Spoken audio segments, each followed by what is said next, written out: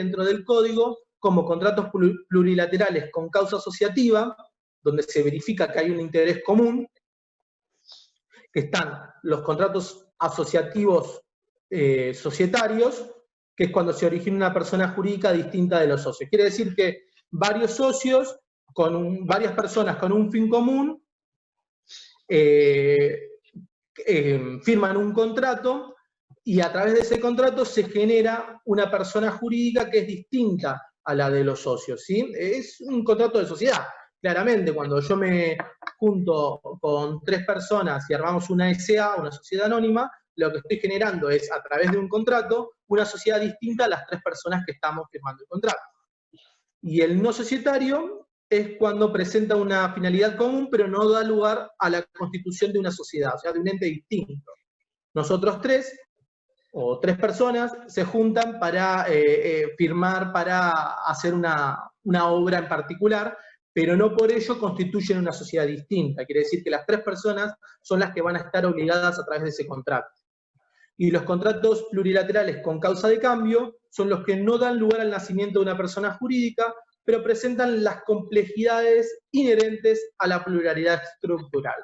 Esto es un poquito más complejo, pero lo que quiere decir en definitiva es que son aquellos contratos que, si bien no crean una nueva sociedad, o sea, no crean una sociedad anónima, no crean un ente distinto a las personas que están en el contrato, la participación y la contratación o los efectos jurídicos que genera ese contrato tienen una complejidad estructural. ¿Qué quiere decir? Que, por ejemplo, nosotros 3 establecemos un contrato para construir un edificio, pero no generamos una sociedad y necesitamos, a través para poder producir, para poder generar ese edificio, necesitamos contratar a una constructora, a un arquitecto. Entonces, esa estructura, que es compleja y obliga a las 3 partes, se le da la entidad de contrato con causa de cambio. Si es un contrato plurilateral con causa de cambio, pero no tiene la entidad de una sociedad anónima.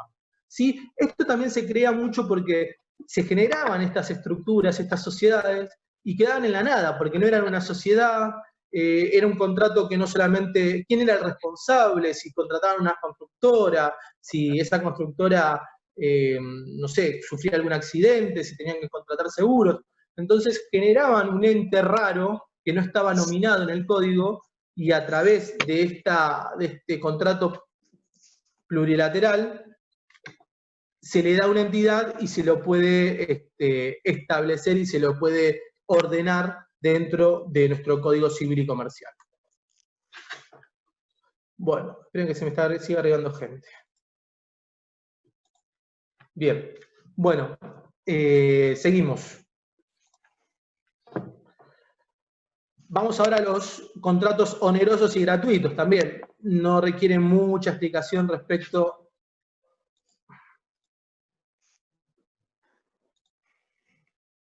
Perdón, ahí está. No requiere mucha explicación más de lo que dice el artículo 967. Los contratos a título oneroso y a título gratuito, se establece que serán a título oneroso cuando las ventajas que procuran a una de las partes le son concedidas por una prestación que ella ha hecho o se obliga a hacer a la otra. ¿Sí? Compraventa, para que les quede claro, ¿no? Son a título gratuito cuando aseguran a una o a otra de las contratantes alguna ventaja independiente de toda prestación a su cargo. Por ejemplo, lo que habíamos hablado antes, donación. En este caso podemos decir que la donación sin cargo es un contrato a título gratuito y unilateral, para que vayan un poco visualizando la situación. Entonces, se define el contrato oneroso aquel que implica tanto sacrificios como ventajas para ambas partes. No se debe confundir la onerosidad como el pagar un precio o algo derivado del dinero, ¿sí? Los gratuitos, a diferencia de los onerosos, son aquellos que establecen sacrificios para una de las partes y ventajas para la otra. ¿Qué quiere decir esto? La onerosidad está dada por una obligación, y esa obligación que es lo que quise poner, que quizás no quedó muy claro, porque lo quise poner en pocas palabras, pero lo que quise poner es que esa obligación, lo que le da onerosidad al contrato, no es necesariamente el billete, no es necesariamente que tenga que ser una contraprestación dineraria, ¿sí? No hay que pagar, si no pago un precio, también puede ser un contrato oneroso, ¿sí? Si tengo una obligación de dar o de hacer. Bueno. Profe, ¿le puedo hacer una pregunta? A ver, sí. En esa parte, ponele, si no sería con dinero, ¿qué podría ser? ¿Como un servicio? Exactamente, puede ser una obligación de dar o una obligación de hacer. Por ejemplo, una contraprestación por la cual yo me obligo a prestar un servicio como abogado contra la prestación. Si usted tiene una empresa de servicios X, en vez de pagarme con dinero, me paga con servicios de esa empresa. Al no haber un intercambio de dinero, no quiere decir que sea gratuito. Eso es lo importante, que quiero que más o menos destaquen en esto, que la onerosidad no está dado nada más por el intercambio de billete y servicio, o de billete y cosa, ¿sí? Sino porque hay contraprestación de ambas partes, más allá que sea en efectivo, en dinero o no. Claro, que no creo no lo entendí al principio, pero dijo no. O sea, no por, y siguió, y ahí a partir de ahí lo escuché. Pero me imagino que lo que habrá dicho es que no porque haya en juego dinero, necesariamente es oneroso. A ver, claro, si hay en juego intercambio de dinero por servicio, sin lugar a dudas es oneroso. Pero si no lo hay, y tal vez hay una obligación de la otra parte que no es el dinero, también puede ser oneroso. Después había ahí una pregunta en el chat si podía hacer un trueque. Bueno, el tema del chat no lo estoy leyendo porque estoy siguiendo las filminas y de última las leo cuando termino la parte de clasificación de contratos, ¿sí? Porque si no, no voy a llegar con el tiempo, chicos y chicas, esa es la verdad. Así que avanzo, ¿sí? Después, cuando termino con la parte de clasificación, leo las preguntas. Bueno, la determinación del grado de onerosidad surge de la ponderación comparativa de la ventaja con el sacrificio y admite grados de equivalencia, ¿sí? Es ideal, para que entiendan, ese ideal de correspondencia puede no darse objetivamente en los hechos contemplados por un espectador. ¿Qué quiere decir eso? Que si yo no necesariamente, como tercero, puedo entender el grado de equivalencia que tiene ese contrato. Porque muchas veces, tal vez, estoy comprando una medallita que tiene un valor simbólico y sentimental para mí de miles de millones de dólares, y el valor de mercado, solamente por ser una medallita de lata, es de $1.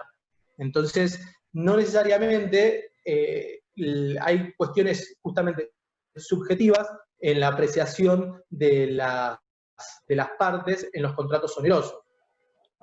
Entonces, el criterio de valoración que se realiza de ese contrato es en función de las partes y no se puede realizar de manera totalmente objetiva o ajena al conocimiento de lo que se está contratando o de lo que va a la compraventa, como el ejemplo que les di de la medallita.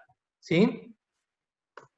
Bueno, el derecho protege la preservación de su equilibrio por vía de institutos como el de la imprevisión, que lo vamos a ver más adelante. Pero tengan presente que este contrato oneroso está protegido por la teoría de la imprevisión. Si una de las partes lo tiene que celebrar el contrato, ese vínculo negocial debe ser clasificado como gratuito, y si lo tienen todas, como oneroso. Esto quiere decir que si una de las partes está obligada a realizar o obligada a hacer algo, solamente una de las partes... Perdón, se me activó el celular. Solamente una de las partes quiere decir que está obligada a hacer algo, va a ser gratuito. Y si lo tienen todas, o sea, si están todas obligadas a celebrar ese contrato para hacer algo, es oneroso.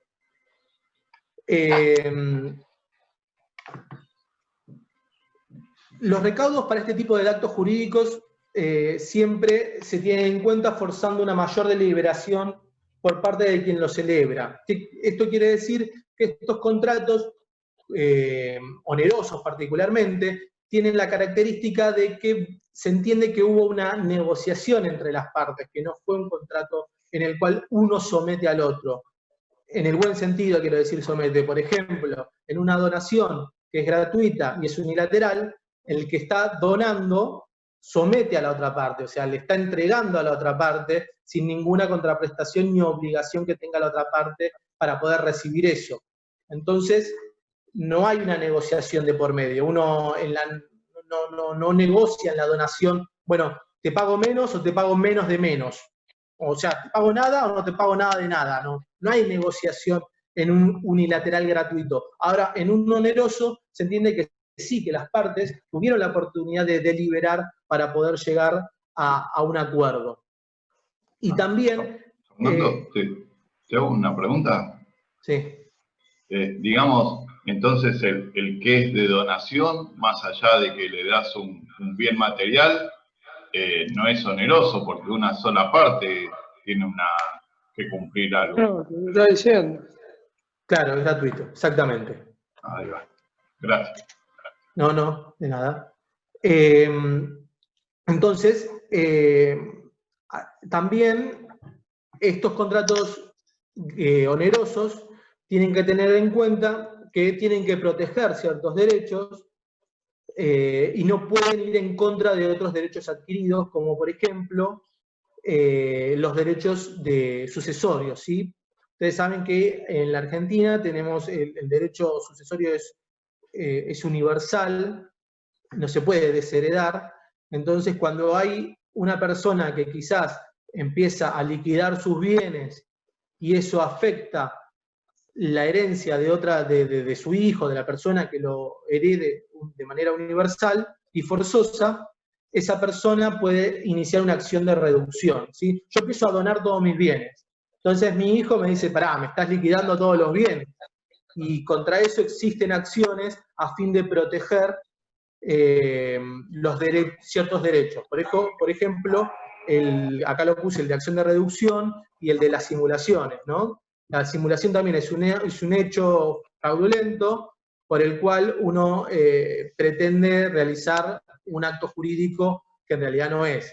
En este caso, yo realizo una compra-venta, pero es a los simples fines de liquidar mi patrimonio o de disminuirlo o de sacarlo de la herencia de mis herederos, pero no hubo nunca una contraprestación a cambio, no hubo un intercambio de dinero, porque si yo realizo una compraventa a los fines de un inmueble, el patrimonio no se va a ver disminuido porque va a entrar dinero. Ahora, si no entra dinero y se me fue el bien, claramente hay una simulación ahí porque no es congruente la operación. ¿Sí? Bueno, voy a avanzar porque esto ya los dejo para que ustedes los vean bien, que es cómo se caracterizan los contratos tanto onerosos como gratuitos. Pero voy a avanzar, así vamos a la siguiente clasificación, que son los conmutativos y aleatorios.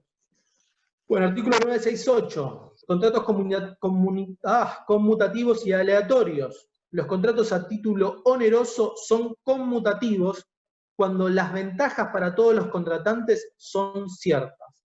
Y son aleatorios cuando las ventajas o las pérdidas para uno de ellos o para todos dependen de un acontecimiento incierto. Bueno, esto no hay mucha vuelta que darle, la verdad. Para al llano, los conmutativos es una compraventa, lisa y llanamente, de manera inmediata. Yo te doy un alfajor y vos me das 50 pesos. Eso es conmutativo, no está sujeto a ningún riesgo, ni a ninguna especulación, ni a ninguna situación que sea ajena a la inmediatez de la entrega de la cosa contra la entrega del dinero. ¿Sí? Entonces, dentro de la categoría de los contratos a título oneroso, es posible diferenciar a los conmutativos y a los aleatorios, ¿sí? Los aleatorios, ya los conmutativos se los expliqué con el ejemplo del alfajor. Los aleatorios son aquellos en los que la pérdida o las ventajas para una de las partes depende de un acontecimiento futuro o incierto. ¿Sí? Profe, ¿los contratos indexados serían un caso de aleatorio? Los contratos indexados, por ejemplo, el indexo de inflación en el contrato de alquiler, genera una mayor ventaja. Es que en principio no se pueden indexar. Yo sé que ahora los contratos de alquiler eso es discutible, verdaderamente es discutible, porque no se pueden indexar ni tampoco se pueden sujetar a una situación futura en la cual, que lo vamos a ver en la teoría de la imprevisión, sea sumamente antieconómico para una de las partes o que sea riesgosa para una de las partes, ¿sí? A ver, si yo sujeto un contrato de compraventa a un índice inflacionario que no voy a conocer, se me puede volver inviable ese contrato, ¿sí? Este riesgo quizás está más vinculado a una situación... ¿Sigue viniendo gente? Por ejemplo, sigue más vinculada a una situación de una alocación de obra, por ejemplo, o un contrato de juego. El contrato de juego, por ejemplo, cuando uno va a la quiniela, compra el boleto, ¿sí? Yo lo compro, pero no sé si voy a ganar, claramente, para lo cual hay un alia, que el alia viene del latín, riesgo, pero ese riesgo no está relacionado con una cuestión dañosa, ¿sí? Porque a veces nosotros entendemos el riesgo como que me voy a lastimar o me va a pasar algo malo, sino que está en juego una situación que las partes no depende pura y exclusivamente de las partes. Yo compro un boleto o compro un ticket del Kini, y si gano, gano, y si pierdo, pierdo. Es parte del riesgo que asumo en ese contrato aleatorio.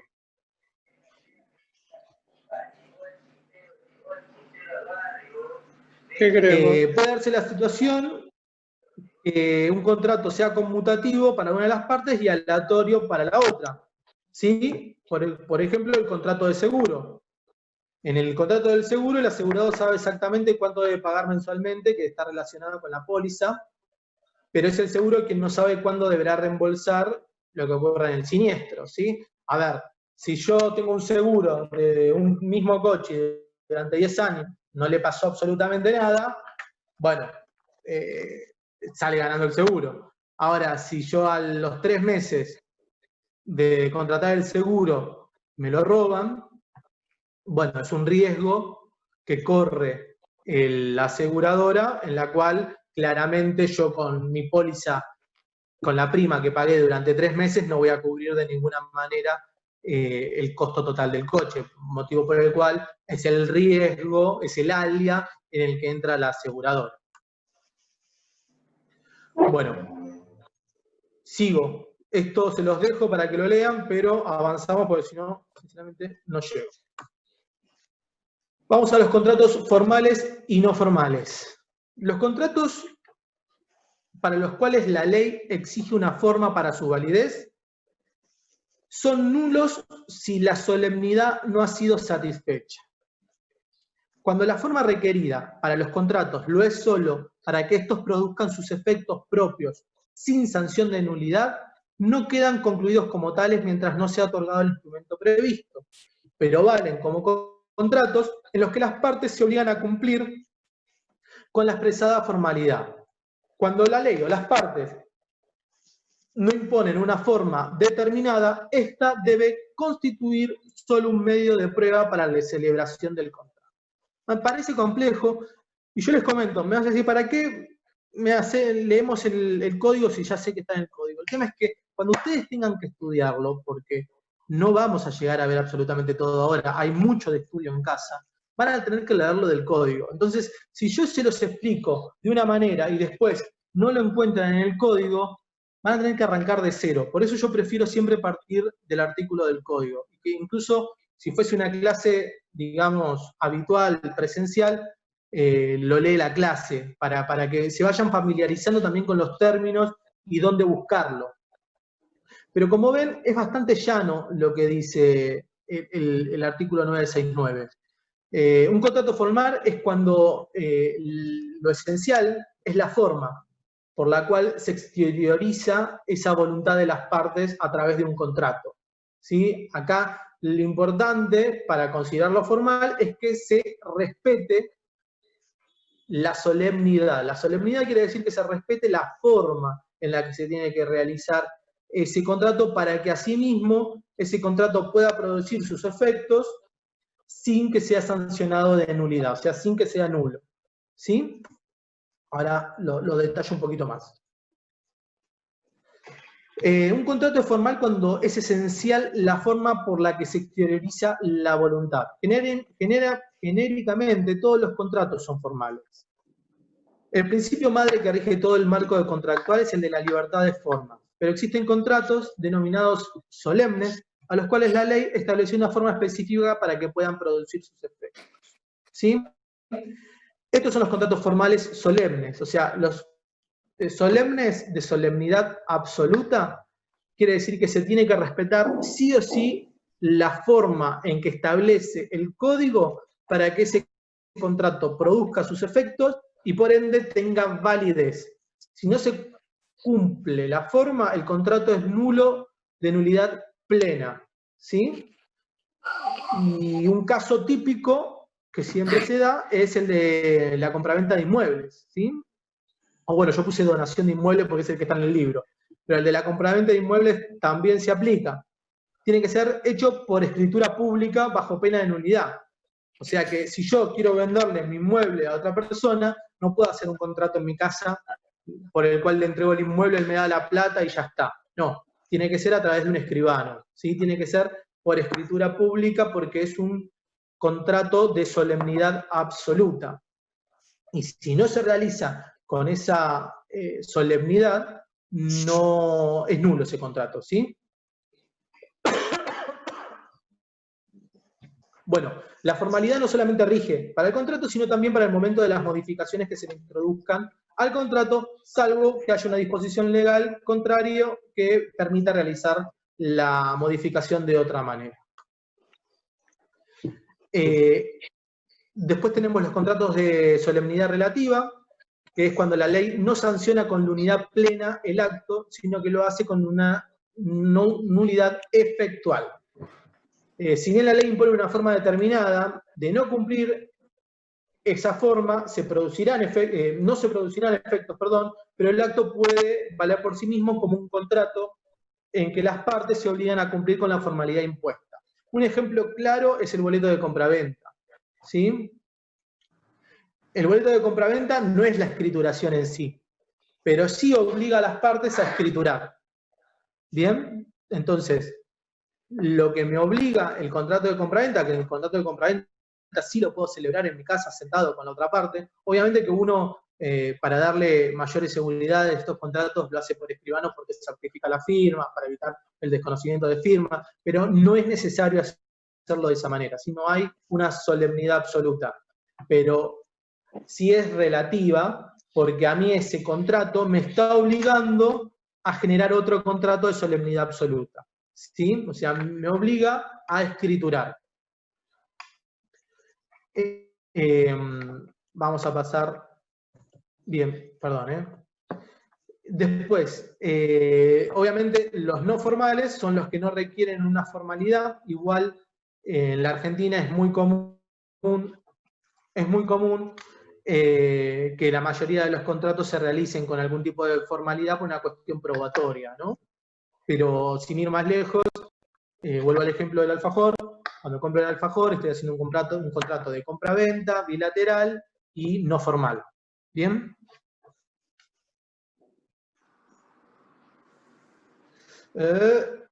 Y acá yo puse un ejemplo que me pareció interesante, es que las formas dispuestas, como les dije antes, tienen fines probatorios. ¿Por qué? Porque hay un ejemplo que es muy común, que es la cesión de derechos de imagen, ¿sí? Cuando uno aparece en una portada, en una publicidad que tenga un fin comercial, aparece su cara o haciendo algo, si yo no cedo mi imagen, no se la puede explotar comercialmente. Yo puedo ceder mi imagen diciéndole a la persona de la agencia de la publicidad, verbalmente, tomá, usá la imagen como quieras. Ahora, en cuanto la veo en el canal de aire, le digo, ¿dónde está mi parte? Te quiero, pagame por los derechos de imagen, porque yo no te firmé nada, donde te lo cedía. Entonces, por eso, la formalidad siempre tiende a un fin probatorio, aunque no necesariamente deba ser formal ese contrato. ¿Qué les recomiendo? Que cuando no es un contrato que está regido por la inmediatez, vale decir, compro en el kiosco el alfajor, siempre formalicen los contratos, aunque no sea necesario, formalicen los contratos. Bueno, y ahora vienen los nominados e innominados, que también, su nombre mismo lo explica, el artículo 970, contratos nominados e innominados, son los contratos según que la ley los regule especialmente o no. Los contratos innominados están regidos en el siguiente orden: por la voluntad de las partes, las normas generales sobre contratos y obligaciones, los usos y prácticas del lugar de celebración, y las disposiciones correspondientes a los contratos nominados a fines que son compatibles y se adecúan a su finalidad. Bueno, este nominado y innominado se toma también de la vieja práctica del antiguo Código Civil y Comercial, ya que en realidad serían típicos y atípicos, o sea, que se encuentran tipificados o no. Pero como se los mencionaba en el viejo código como nominados e innominados, se mantuvo esa concepción. Pero en realidad lo que viene a dar cuenta es los contratos que tienen un régimen legal en el código o en una ley especial, ¿sí? Un ejemplo del nominado es el de compraventa, y uno innominado que es muy común es el de los contratos de garage. Por ejemplo, la persona que deja el garage de manera mensual, a diferencia de cuando uno alquila de manera mensual también un departamento, si bien es un inmueble y demás, el contrato de garage no requiere un contrato, la ley no establece que se tiene que formalizar a través de un contrato. Y creo que en la mayoría de los casos nunca se formaliza a través del contrato, nada más se paga de manera mensual el alquiler, ¿sí?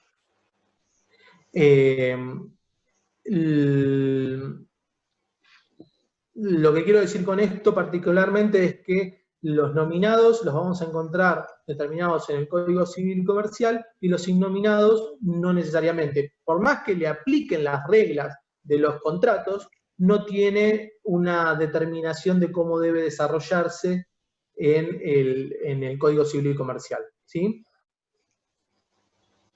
Bueno. Nuestra doctrina, bueno, es lo que les dije antes, que entre contratos típicos y atípicos, el típico y atípico es por la tipicidad, ¿sí? Tipicidad, ustedes saben que es cuando está en el código, ¿sí? No sé si han hecho penal, pero es delito todo lo que está en el tipo penal, y esto sería el contrato típico, todo lo que está en el tipo, o sea, en la ley, vale decir, en el Código Civil y Comercial. Bueno, yo acá les hago un desarrollo de la regulación del contenido de los contratos innominados, porque ¿qué pasa? Al ser atípicos, o sea, al no estar particularmente en el contrato, ustedes en la parte especial de contratos van a ver distintos tipos de contratos, de transporte, bancarios, comodato, etcétera, etcétera, y son contratos que están desarrollados en el código y que el código dice cómo tienen que, los efectos que producen, cómo se deben formalizar. Bueno, para los casos de los innominados o atípicos, el código establece cuáles son las características de cada uno de ellos, por ejemplo, la voluntad de las partes, las normas generales sobre contratos y obligaciones, que es lo que venimos viendo respecto a contrato oneroso, bilateral, gratuito, y después los usos y costumbres del lugar de la celebración. Bueno, hago una pausa, un minuto, me voy a servir un vaso de agua y seguimos, ¿sí? Profe, ¿le puedo hacer Sí. una consulta? Sí. Porque a algunos se nos corta un poquito, no están grabando la clase. ¿Usted le molesta si grabamos aunque sea la parte que queda de la clase? ¿Usted estuvo en la parte que yo les voy a dar, todo lo que estoy dando, se los voy a dar? El power, Sí, o ni sea, bien terminamos, pero la les doy el explicación power. también, ¿Cómo? con la explicación, o sea, la clase grabada. Porque a mí me pasa a veces que se corta y quizás dice algo importante que queda en el camino solo por eso. Bueno, sí, yo les comento por qué no quiero que se grabe la clase. Igual grábenla, lo pueden hacer sin que me entere, pero grábenla, no hay problema. Pero como no voy a decir un montón de cosas, no quiero que después digan, esto no lo dijo. Porque no No hay llego, problema chicos. por Sepan eso. que No, se me sabe que quedaron, no entra todo, obviamente, ¿no? sí, claro, voy por 30 filminas de 80 y vieron que pasé algunas por alto. No, O sea, se no voy a reentiende llegar. eso. Pero a veces se ¿Sí? nos corta internet o sale la voz cortada y demás, y quizás alguno que le ande bien y la quiera grabar, o a veces en la grabación entra todo, no sé. Listo, no tengo problema mientras que entiendan esa situación. Que va a haber cosas que no voy a poder llegar a decir y que no las diga, por eso les preparé estas filminas, porque en las filminas está absolutamente todo. ¿Sí? Pero sí, no hay problema. Mientras que entiendan esa situación, no hay ningún problema. Gracias. Bueno, me sirvo el vaso de agua y ya empezamos con el segundo tema, que es el efecto relativo de los contratos.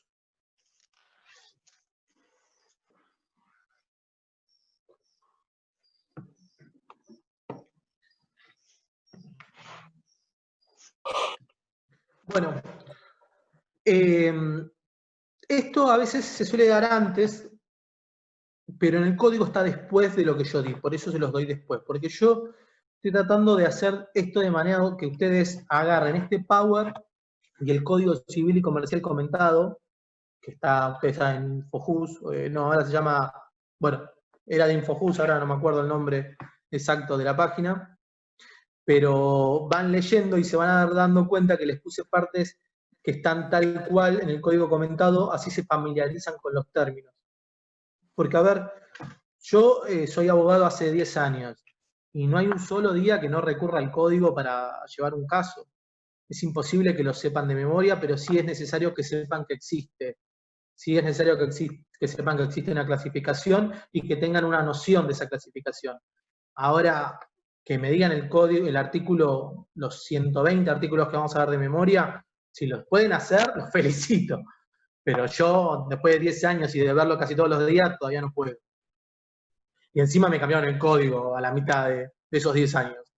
Así que, por eso quiero leer con ustedes el código para que entiendan que leyendo de ahí, con los comentarios que están ahí, es más que suficiente.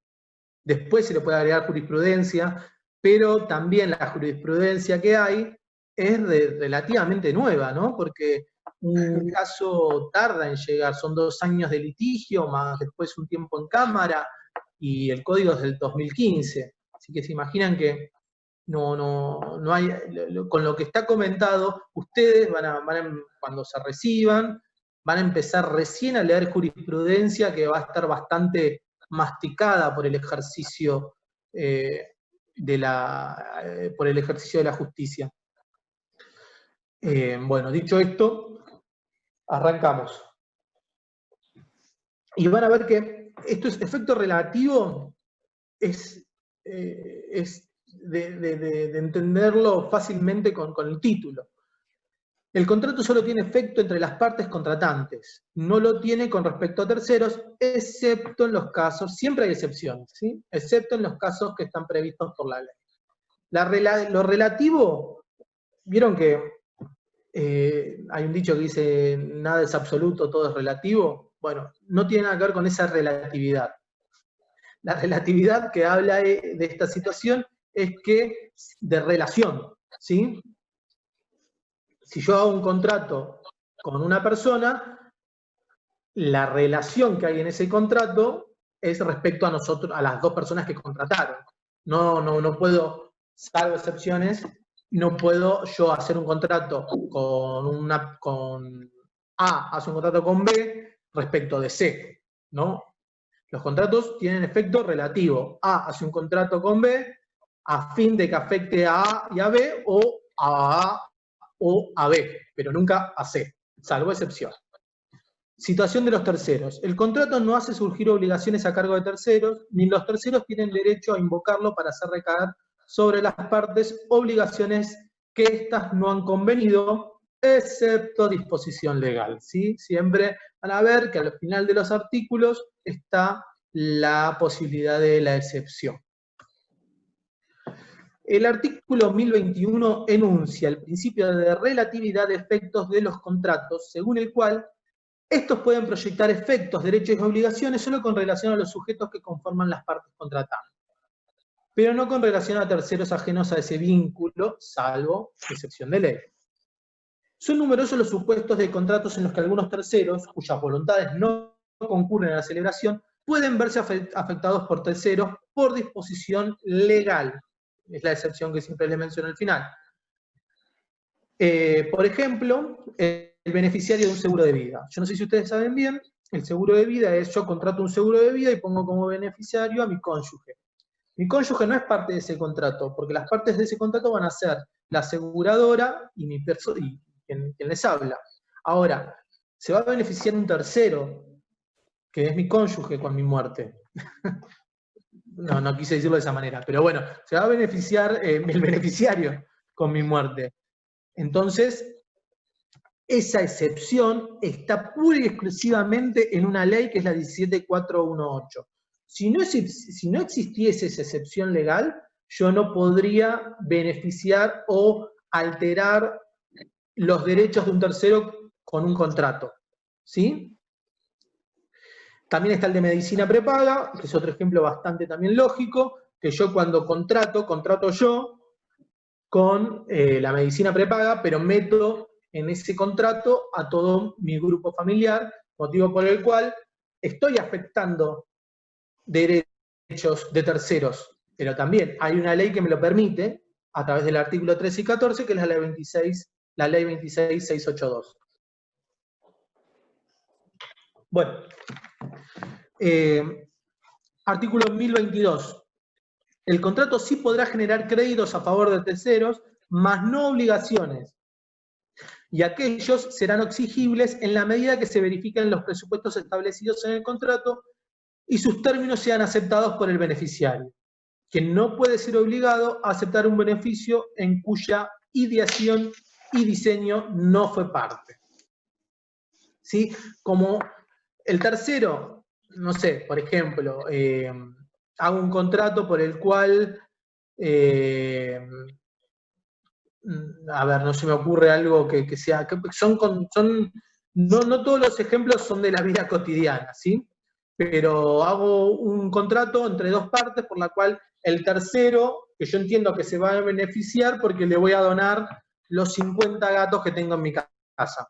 Bueno, claramente, si no le resulta un beneficio a ese tercero, puede negarse a aceptarlo, ¿sí? Siempre se entiende que va a ser en beneficio de ese tercero que no es parte del contrato. Porque el tercero justamente no puede intervenir en la vida de ese contrato. Y los que se consideran terceros, o sea, los que tienen calidad de terceros en los contratos, son personas que no tienen un vínculo directo jurídico con el objeto del contrato, ¿sí? Yo les puse como ejemplo también los herederos hasta que son llamados a suceder. A ver, los herederos, a través de nuestra ley, tienen un derecho crediticio sobre la masa hereditaria, o sea, sobre lo que van a heredar. Ahora, son terceros de ese contrato, porque no firmaron nada, no son parte. Ahora, cuando se los llama a suceder, o sea, cuando se los llama y le dicen, miren, tenés que hacerte cargo de tu porcentual de la herencia, ahí ya pasan a ser parte, pero en principio no son parte de ese contrato, no son parte de esa relación jurídica. Y tampoco estarían obligados, ¿no? Obvio que todos aceptan. Tampoco estarían obligados porque por ley también tienen el beneficio de inventario. me vino a la cabeza el ejemplo, no sé, te das una hectárea en el campo y vos sos de ciudad y vos decís, a mí la verdad que ni me interesa ir, somos muchos los que vamos a heredar eso y por lo que me queda ni vale la pena, no estás obligado. Exactamente, uno no está obligado a heredar. Lo que pasa generalmente es que se da mucho el beneficio, eso se llama beneficio de inventario, y se da mucho cuando hay deudas. Cuando, claro, por ejemplo, el patrimonio es de 10 y tiene una deuda de 20. Claro, debes más impuesto municipal que lo que vale el lote. Claro, exactamente. Otro de los ejemplos que también se ve claramente el tema de afectación a terceros es el de, como les dije antes, el de medicina prepaga o los educativos, ya que la autoridad pública suele imponer al proveedor de servicios obligaciones que no son contratadas o comprendidas por la contratación original. ¿Qué quiere decir esto? En la prepaga, por ejemplo, parte de la medicina, parte de la prestación médica obligatoria, hoy es una cosa. Ahora, quizás mañana sale una ley, que es la autoridad pública, y dice que otro servicio más pasa a ser parte de ese programa médico obligatorio. ¿Sí? Entonces, me afecta, pero yo no intervine, ni mi proveedor, ni yo intervenimos en el cambio de la contratación original. ¿Sí? Bueno, vamos ahora a incorporación de terceros al contrato. Artículo 1025. Contratación a nombre de terceros. Quien contrata a nombre de un tercero solo lo obliga si ejerce su representación. A falta de representación suficiente, el contrato es ineficaz. La ratificación expresa o tácita del tercero suple la falta de representación. ¿Sí? La ejecución implica ratificación tácita. La regla de este artículo, particularmente de contratación a nombre de terceros, es que el que contrata a nombre de otro tiene que estar facultado para poder hacerlo y obliga al que representa. ¿Sí? Esto es un claro ejemplo de las personas que actúan con un poder administrativo, un poder amplio, judicial. Son las personas que trabajan, o que representan, mejor dicho, no trabajan, en nombre de otro. Y a través de esa representación, están obligando a un tercero. Quiere decir que si bien ese tercero no es parte del contrato, el que sí firma obliga a ese tercero porque tiene facultades para obligarlo. ¿Sí? La representación puede ser voluntaria, legal u orgánica, y los actos celebrados por el representante en nombre del representado están en función de los límites y las facultades conferidas por la ley o por el acto de apoderamiento. Esto quiere decir el poder judicial, administrativo, facultativo que se le otorga. La representación, cualquiera sea su naturaleza, alcanza los actos objetos del apoderamiento, a las facultades otorgadas por la ley y a los actos necesarios para su ejecución. Acá les hago un breve paréntesis respecto a los necesarios para su ejecución, porque no, en la realidad, les voy a ser muy sinceros, no pasa. Si en la escritura por la cual se le otorga a ustedes un poder, no están ciertas cosas detalladas, van a ir a romperse la cabeza con la autoridad administrativa y no va a pasar, no les va a aceptar el poder, a menos que diga expresamente que está facultado para poder actuar ante esa administración. ¿Sí? Esto me pasa, les comento, porque me pasa mucho cuando uno hace laboral o cuando uno hace cuestiones civiles en las cuales tiene que mandar cartas, documentos en nombre o en representación de otra persona, no de una persona jurídica, pero tal vez sí de otra persona física o persona humana, mejor dicho. El correo no les deja firmar en representación de otra, menos que el poder diga que está facultado para actuar, para mandar cartas, documentos en el correo argentino. Por más que yo esté facultado para hacer todas las gestiones administrativas y judiciales para representar a mi cliente, ¿sí? Si yo pongo en el poder que lo faculto a realizar todas las gestiones administrativas y judiciales para representarlo o representar sus derechos respecto del daño producido por fulanito, si yo voy con eso al correo, me lo rebotan. Si yo tengo que ir con eso al servicio de conciliación laboral obligatorio, me lo rebotan. Tengo que poner ese versito que les dije y además a realizar tareas en el servicio de conciliación laboral obligatorio, y además realizar tareas y a mandar cartas documentos certificadas en el correo argentino. Así que, a ver, si quieren, después judicialmente lo podrán pelear, porque el artículo 360 del Código Civil y Comercial los habilita, pero mi recomendación es que pongan absolutamente todo. Por eso los poderes son cada vez más largos, porque no se cumple objetivamente la facultad del 360. Termino el paréntesis y seguimos. Bien.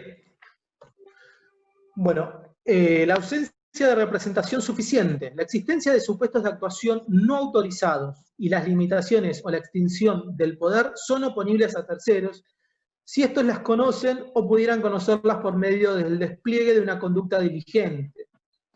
¿Esto qué quiere decir? Pasa muchas veces en la profesión que los apoderados que están facultados para realizar juicios o para la gestión judicial siguen ejerciendo esa facultad cuando tal vez la persona falleció. ¿Sí? Yo tengo un daños y perjuicios, soy apoderado de esa persona, la persona falleció, no puedo seguir representando al fallecido, claramente.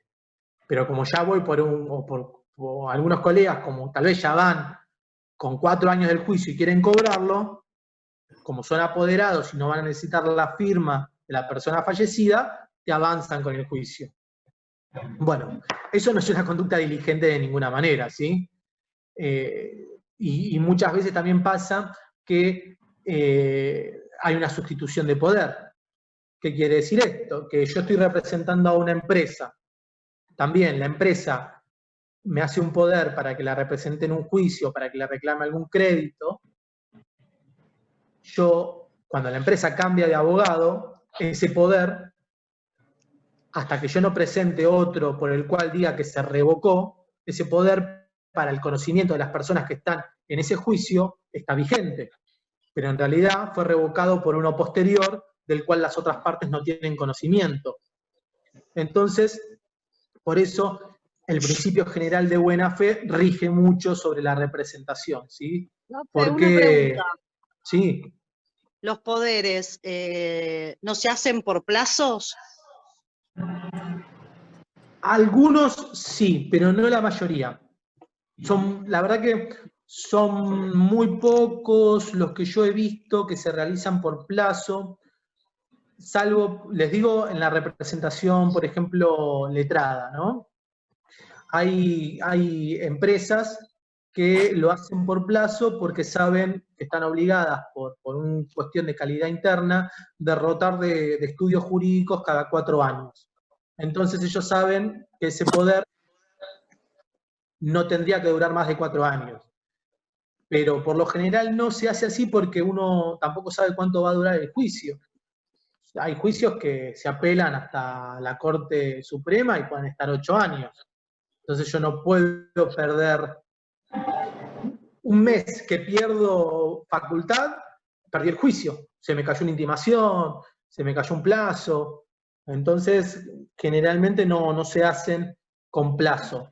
Sí puede haber cuestiones, sí hay poderes especiales, por ejemplo, ¿sí? O sea, yo tengo poderes amplios para poder representarlo en cualquier tema administrativo judicial, o tengo un poder especial que me dice, me va a representar nada más en esta causa. Entonces se termina la causa y ya no tengo más facultades, como así tampoco tengo facultades para representarlo en otra causa judicial. ¿Sí?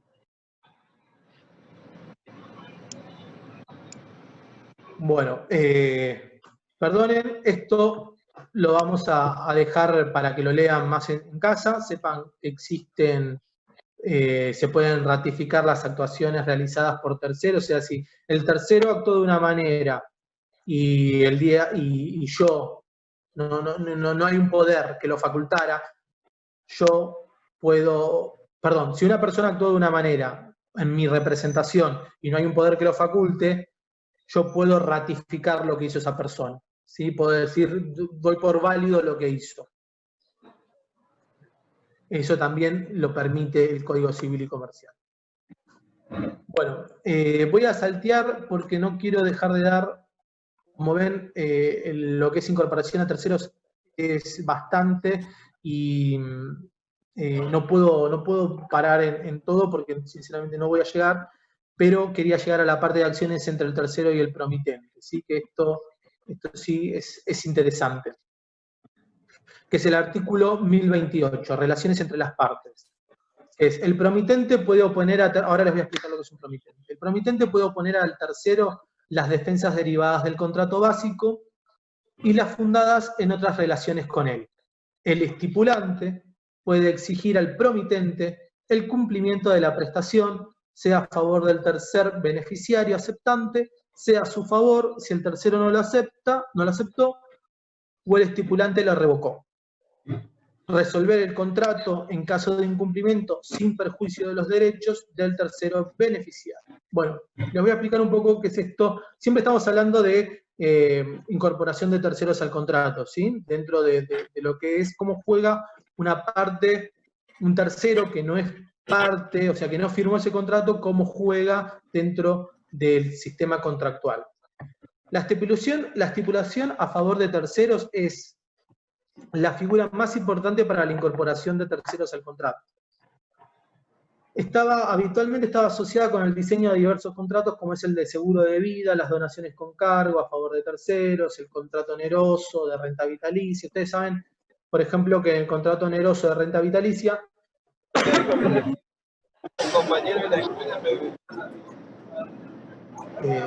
se abrió un micrófono.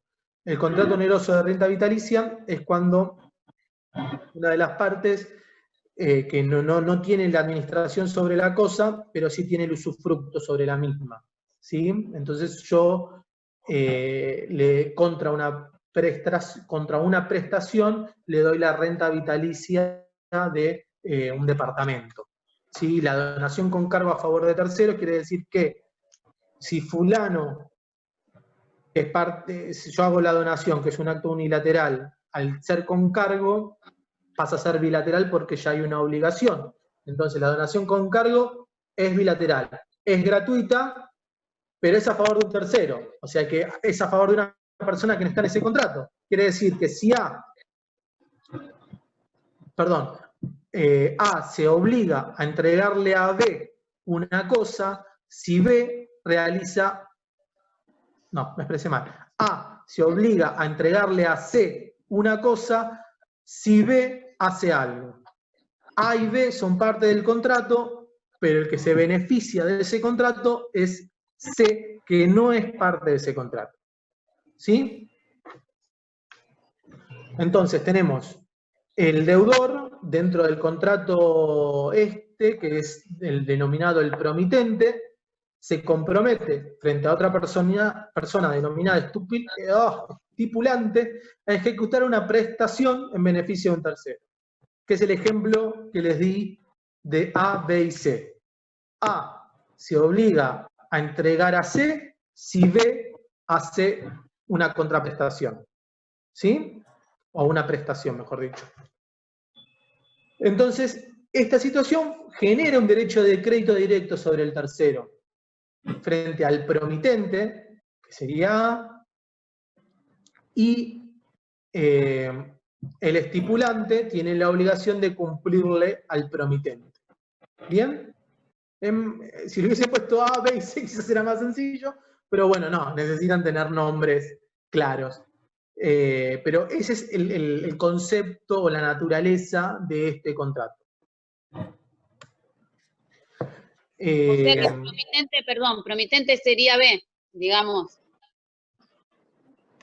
Espera, no te escuché. A ver. Vamos de nuevo. Porque El fue tan promitente es rápido que me A. perdí. El promitente es A y el estipulante es B. Exactamente. El promitente es A. El estipulante es B. Y el que se beneficia es el tercero.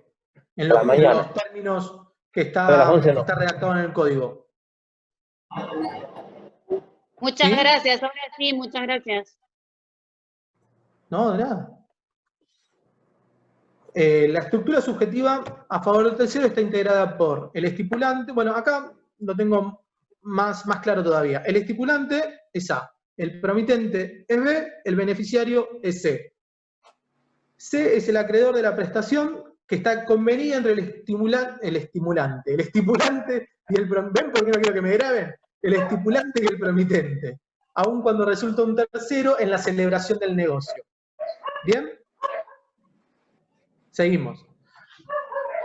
Hay acciones que tiene este tercero con el promitente, que es luego de aceptada la estipulación a su favor, el tercero puede demandar al promitente por cumplimiento, acción a la que éste puede oponer tanto las defensas derivadas del contrato básico como las fundadas en sus relaciones con él. O sea, tiene derechos, una vez que acepta este tercero, tiene derechos a poder demandar al promitente por el cumplimiento. ¿Sí? Y después también tiene el estipulante, tiene acciones entre el promitente. El estipulante puede exigir al promitente el cumplimiento de la prestación, ya sea a favor del beneficiario, aceptante, o ya sea a su favor si este no lo aceptó. O sea, un ejemplo, Fernando, cuando uno contrata un desayuno para otra persona. Entonces, si a esa persona que vos se lo estás regalando no lo acepta, vos le podés decir al promitente que, bueno, dame el desayuno a mí. Me encantó, te lo voy a robar, ¿me lo permitís? Sí, ¿no? Me gustó que es más cercano, más llano, me gustó. No tiene solemnidad, pero está bueno, así que lo voy a usar. Bueno, seguimos. ¿Se entendió? Gol, ¿se entendió? Así que seguimos. Claro, pero a mí me la traen, pero todo. Después tenemos la revocación y la aceptación de la estipulación. Voy a pasar directamente a la aceptación, así avanzamos. La estipulación a favor de un tercero exige que el beneficiario acepte asumir el rol que se le adjudica en el diseño negocial establecido entre el estipulante y el promitente. En principio, la aceptación deberá producirse en la forma establecida en el negocio base que da lugar a la estipulación. Pero a falta de disposición, dije el principio de la libertad de forma. En el ejemplo clarísimo que dio el compañero, que le reciba el desayuno. ¿Sí? Esa es la aceptación de la estipulación. Bueno, voy a avanzar, en serio, esto después lo ven tranquilos, pero no quiero dejar de dar el siguiente tema. Así que voy a pasar. ¿Por qué? Porque este tema está bueno, que es el de suspensión del incumplimiento de fuerza mayor. ¿Sí? Entonces, les recomiendo más o menos, ya tienen la estructura de la incorporación de terceros a un contrato, a través de la representación o a través de su beneficio de ese tercero. Vamos a pasar ahora a lo que es la suspensión del cumplimiento y fuerza mayor. Bueno, artículo 1031. En los contratos bilaterales, cuando las partes deben cumplir simultáneamente, una de ellas puede suspender el cumplimiento de la prestación hasta que la otra cumpla u ofrezca cumplir. La suspensión puede ser deducida judicialmente como acción o como excepción. Si la prestación es a favor de varios interesados, puede suspenderse la parte debida a cada uno hasta la ejecución completa de la contraprestación. Se aplican supuestos en los que hay una esperanza de cumplimiento con riesgo de incumplimiento, frente a cuyos efectos intenta preservarse una de las partes. ¿Sí? La suspensión es bastante tradicional, porque muchas veces no se puede cumplir lo que se estipula en el contrato, por ende, existe la posibilidad de suspender el cumplimiento, ¿sí? Es ante la posibilidad de un incumplimiento parcial o total de las obligaciones a cargo de la contraparte. Se utiliza este instituto de suspensión. Entonces, ¿para qué procede la suspensión? Perdón. ¿Qué se requiere para que proceda la suspensión? Que se trate de un contrato bilateral, eso ya lo vimos, que el cumplimiento de las prestaciones a cargo de cada una de las partes deba producirse en forma simultánea, por lo que la previsión no resulte de aplicación en los casos de contraprestaciones sucesivas.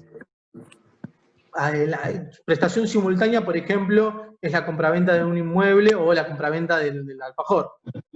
Te entrego el dinero, me das el alfajor. Tiene que ser algo de cumplimiento simultáneo para que se pueda producir esa suspensión. Y el planteo de la suspensión puede hacerse en forma extrajudicial, que es intimándolo y demás, o de manera judicial, que es a través de un juicio de ejecución. O mejor dicho, perdón, me equivoqué, un juicio de suspensión. ¿Sí? En el supuesto de existir una pluralidad de interesados en el cumplimiento de una prestación, puede suspenderse el cumplimiento de la parte a cada uno, o sea, debida a cada uno, hasta tanto se haya ejecutado completamente la contraprestación. O sea que, si hay muchos interesados, yo puedo pedir que se suspenda el cumplimiento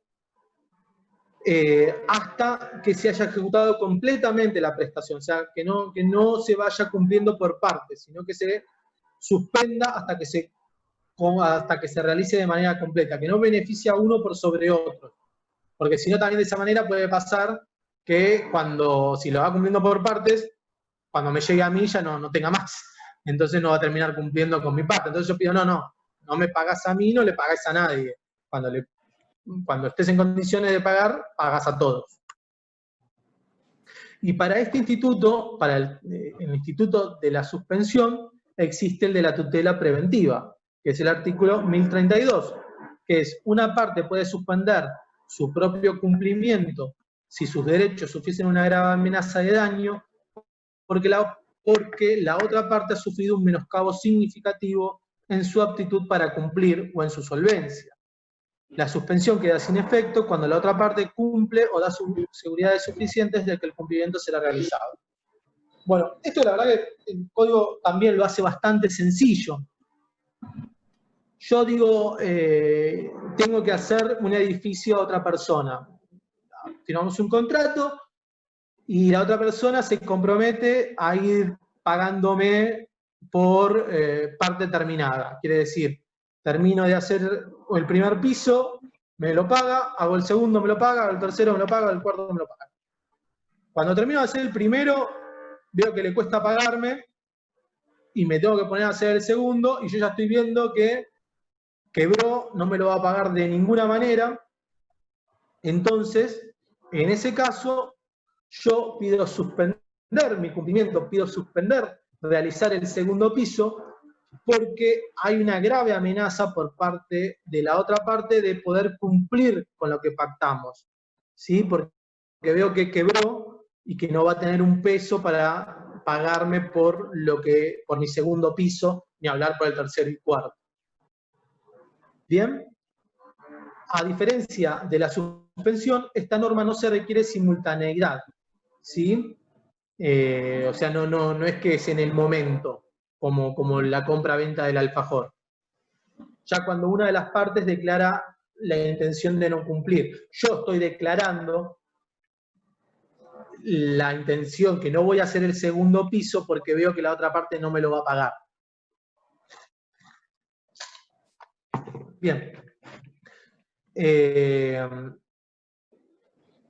Hay un ejemplo que da el Código Civil comentado, que es la de los recursos, la pérdida de derechos para la explotación de determinados recursos naturales.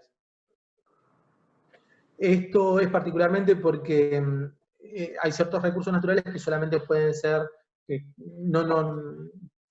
realidad pueden ser explotados por un tercero, pero esos recursos uno nunca sabe si son luego expropiados por el Estado, por ejemplo, no sé, el oro u otros minerales.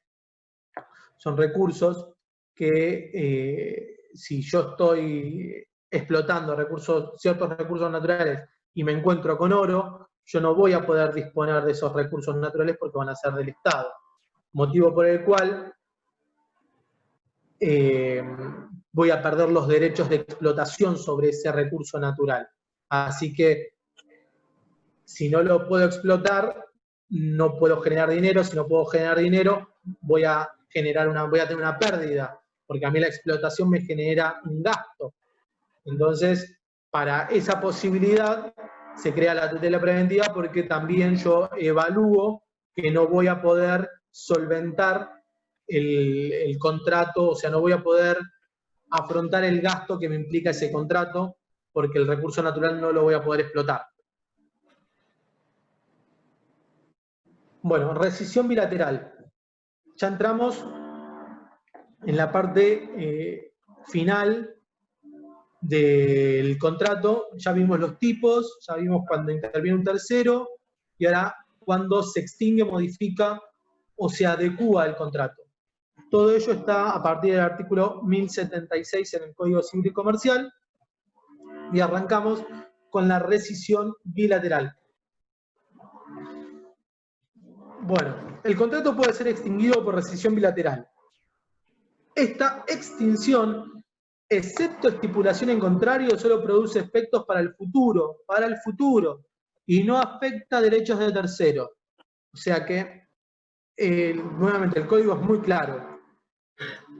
La voluntad por la que se expresa la rescisión bilateral debe exteriorizarse por los medios previstos para la celebración del contrato, y se tiene que ajustar a los recaudos formales que muchas veces se estipulan en esos contratos. En caso de que no se requiere una formalidad, habrá libertad de formas para la rescisión. La rescisión, generalmente en los contratos siempre se establece un mecanismo de rescisión, y es a través de una notificación fehaciente, ¿sí?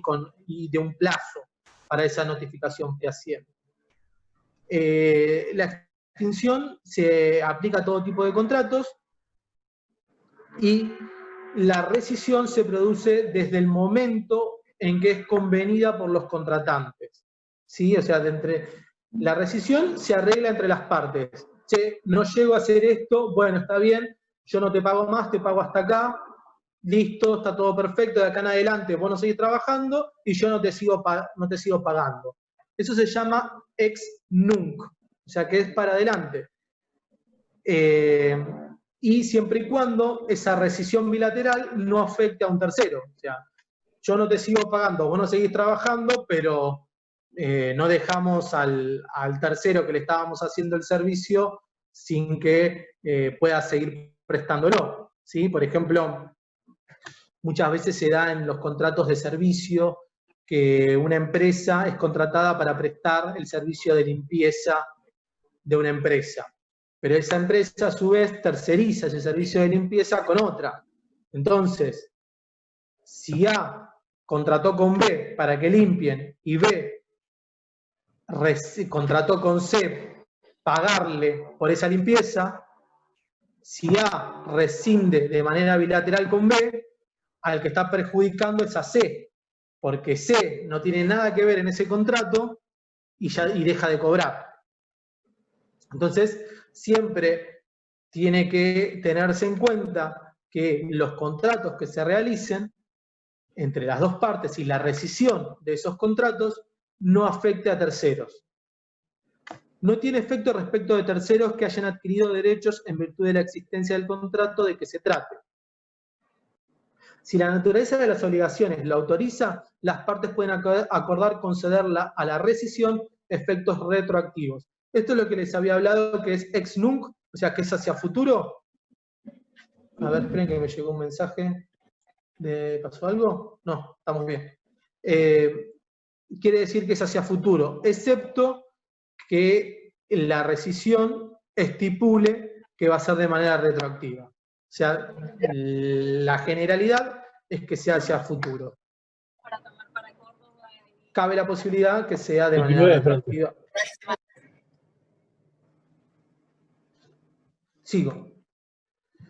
Bueno, hablamos de la rescisión bilateral, ahora vamos a hablar de la extinción por declaración de una de las partes. El contrato puede ser extinguido total o parcialmente por la declaración de una de las partes mediante rescisión unilateral, revocación o resolución, en los casos en que el mismo contrato o la ley le atribuyan esa facultad.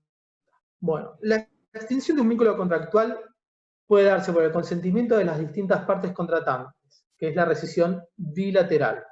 Alcanzan un mutuo disenso o distracto quiere decir que termina el contrato, por el que, en ejercicio de la misma libertad contractual, dejan sin efecto el vínculo jurídico que en su momento establecieron. Eso es la rescisión bilateral. Pero también, que es lo que vimos antes, ¿no? Pero también puede producirse que a voluntad de una de estas partes se termine el contrato. Esto será una rescisión unilateral, una revocación o resolución. Estas son denominadas puertas de salida en los contratos, ya que no se va a llegar a la conclusión del contrato para finalizarlo. ¿Sí? Bueno, rescisión unilateral. Medio de extinción de un contrato, esta es la naturaleza jurídica. Medio de extinción de un contrato que depende de la exteriorización de voluntad de una de las partes contratantes y puede ser ejercida cuando ello se encuentra habilitado por una norma legal o convencional incorporada por las partes en la previsión de tal posibilidad. La diferencia entre la rescisión unilateral y la resolución es que no hay una alteración del equilibrio contractual derivado de la conducta de la contraria, como por ejemplo en la resolución por incumplimiento o en la alteración de las circunstancias. Vale decir que lo que se produce, por lo general, es un cambio en el interés de la parte que formula la rescisión, o un agotamiento por desgaste de la relación entre las partes. O sea, ya no quiero trabajar más con vos, ¿sí? Aun cuando no me dieron incumplimiento alguno. Es cuando una de las partes quiere ponerle fin al contrato. Eso es particularmente la rescisión unilateral y está facultado por el Código Civil y Comercial esta posibilidad. La cláusula resolutoria unilateral puede ser considerada abusiva cuando favorece al predisponente, o sea, al que pide la rescisión, en los contratos de adhesión o al proveedor en los de consumo. Y se encuentra especialmente vedada para el empresario en el contrato de medicina prepaga. O sea, el de medicina prepaga no puede rescindir de manera unilateral. ¿Bien? Ahora, sí lo que se tiene que tener en cuenta a la hora de establecer esa rescisión contractual unilateral es que no resulta abusiva. O sea, no, te pagué todo y mejor dicho, me pagaste todo y rescindo el contrato, sin haber cumplido lo que me pagaste, por lo que me pagaste. Bueno, no, eso claramente no es lo que pasaría a ser abusivo, motivo por el cual no se puede aplicar la rescisión unilateral como está dada en el código. Como les comenté antes, la rescisión unilateral opera para el futuro, ¿sí? Salvo excepción que las partes convengan que sea de manera retroactiva. Vamos a dar un supuesto de aplicación posible de la rescisión de la locación por frustración del uso o goce de la cosa. ¿Sí? Por ejemplo, alquilo un departamento. El departamento es un contrato de alquiler por 3 años. Al mes, el departamento se me cae abajo. Claramente, yo voy a rescindir y voy a estar facultado para rescindir el contrato de locación porque se me frustró el uso y goce de la cosa, o sea, el uso y goce del departamento, para lo cual voy a estar sumamente facultado a poder rescindirlo de manera unilateral si que la otra parte me diga no, antes de los 6 meses no podés rescindirlo, o me tenés que indemnizar por rescindirlo antes de que termine el contrato. Bueno, ahora hablamos de la revocación. La revocación es un medio de extinción de los actos jurídicos que en el caso de los contratos, se presenta como la facultad de una de las partes de dejar sin efecto el vínculo en los casos previstos por el legislador. Opera por medio de una declaración unilateral de voluntad que tiene por fin inmediato extinguir la relación jurídica. La revocación es un medio de extinción de un contrato en que se concluyó el proceso de formación del consentimiento, a diferencia de la retractación. O sea, yo ya tengo acá armado un contrato en la revocación. Ya presté mi consentimiento, ambas partes prestaron el consentimiento, para lo cual yo no puedo decir, no, ahora me arrepiento. No es lo mismo la retractación que la revocación, ¿sí? Por eso hace esta salvedad, ya que en la retractación lo que dejo sin efecto es la oferta, ¿sí? Todavía no formalicé el consentimiento a través del contrato. Al igual que en la rescisión, la revocación opera a partir de su ejercicio. Para el futuro, ex nunc, y deja subsistentes los efectos producidos en el periodo transcurrido desde la existencia del contrato y hasta su extinción. En este caso debe tenerse presente, bueno, los artículos 1080 y 1081, que es materia de restitución y sobre lo relativo a la reparación de daños. ¿Sí? Si en la revocación una de las partes manifiesta que eso le produce un daño, bueno, se debe tener presente eso, ya que puede ser reclamado judicialmente. Siempre que una de estas actitudes, tanto en la rescisión como en la revocación, si es en ventaja o perjudica a otra persona, es posible siempre la acción de reivindicación o de daño, ¿sí? Son casos de revocación previstos en este código. En materia de contratos, el de la donación, cuando se plantea por un incumplimiento del cargo o ingratitud, y también cuando se deja sin efecto la donación por supernacencia. Bueno, vamos a dar un ejemplo. La revocación por incumplimiento de cargo. ¿Qué quiere decir? Yo le doy establecemos una donación con cargo. Es un contrato bilateral, oneroso, ya que yo estoy obligado a realizar, no es dinero, pero estoy obligado a realizar una contraprestación, si quiero que me entreguen la cosa. En esa contraprestación que yo estoy realizando, no cumplo con la contraprestación, motivo por el cual la parte que me iba a donar no me dona. ¿Sí? Entonces, ¿qué hay ahí?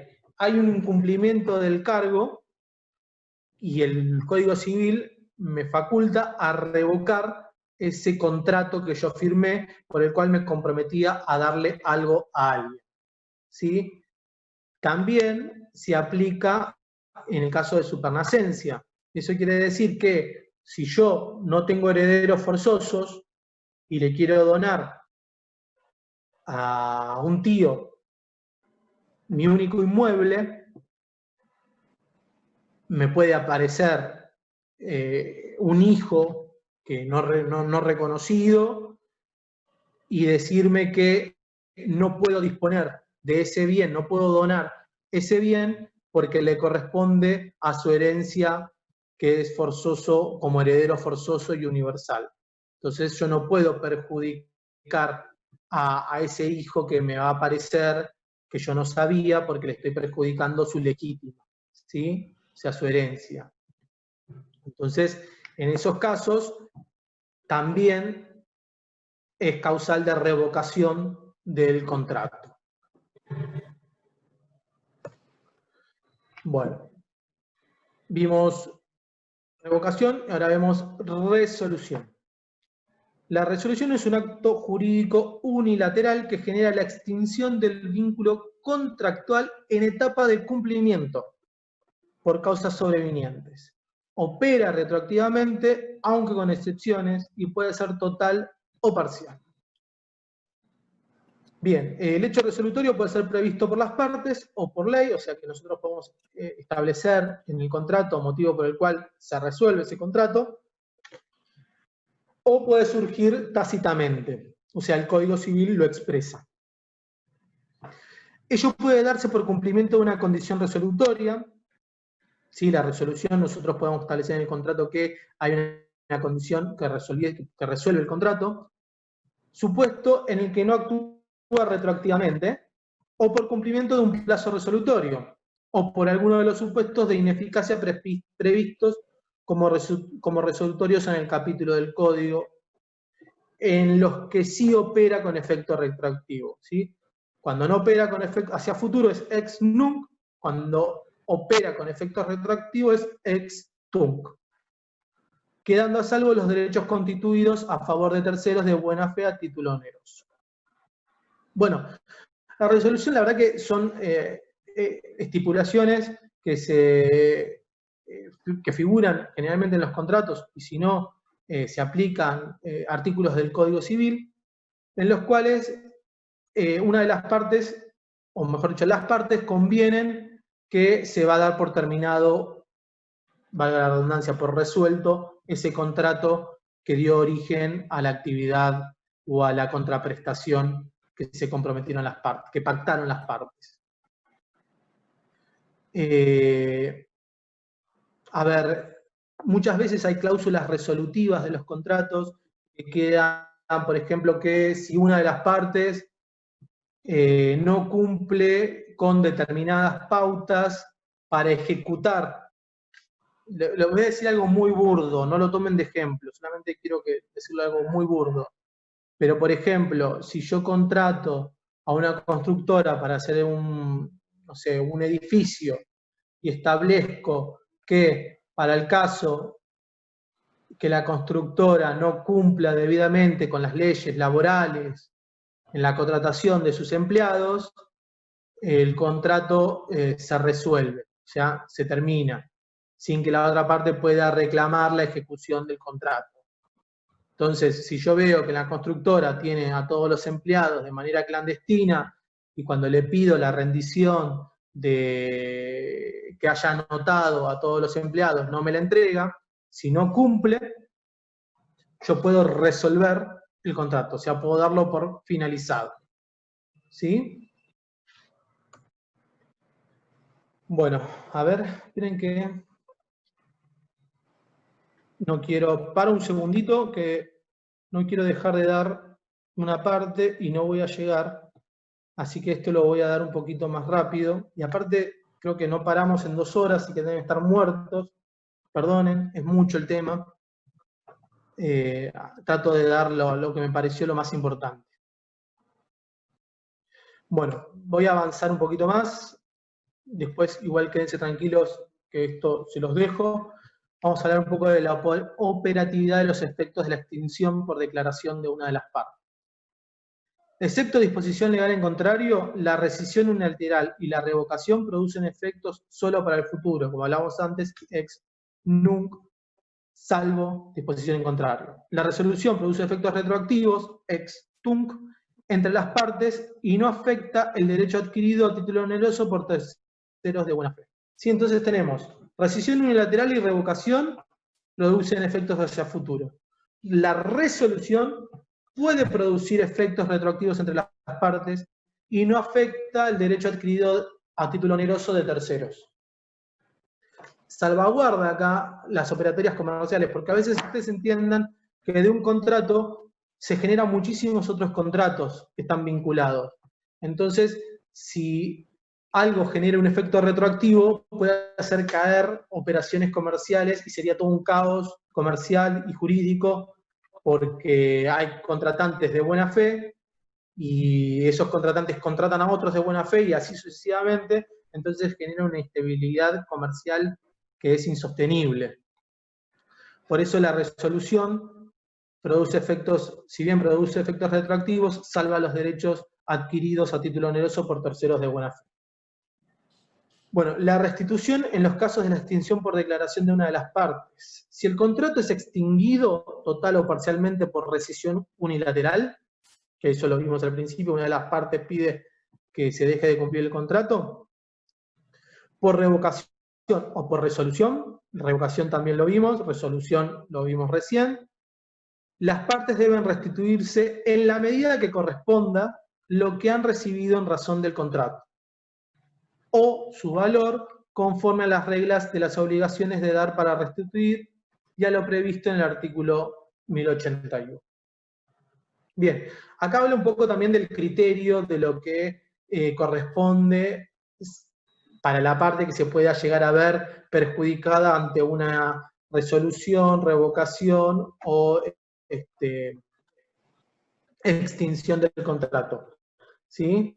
La idea es que ninguna, siempre actuando de buena fe, ninguna haya quedado económicamente o perjudicada o la otra haya sido beneficiada por pedir la resolución del contrato sobre la otra parte. Contrato bilateral, estamos hablando dentro de lo que es la rescisión. Si se trata de la extinción de un contrato bilateral, la restitución debe ser recíproca y simultánea. Tomá 50 pesos, dame el alfajor. No, no tengo alfajor. Bueno, devolveme los 50 pesos. ¿Sí? Un contrato relativo de efecto simultáneo, la extinción genera la restitución de manera igual, recíproca y simultánea. Las prestaciones cumplidas quedan firmes y producen sus efectos en cuanto resulten equivalentes. ¿Sí? Quiere decir que si yo te voy pagando por parte y rescindo en una parte, lo que vos construiste y yo te pagué hasta esa parte queda firme. ¿Bien? Si son divisibles y han sido recibidas sin reserva respecto del efecto cancelatorio de la obligación. Esto va a ser un poco el ejemplo que yo les dije. Si tenía que construirte 4 pisos y me vas pagando por piso y por el motivo que yo extingo ese contrato, si te pagué 2 pisos, tengo que tener 2 pisos hechos. Si te pagué un piso, no te puedo reclamar 2 pisos. Para estimar el valor de la restitución, y todo esto está estipulado por el código, siempre no queda tan librado a las partes.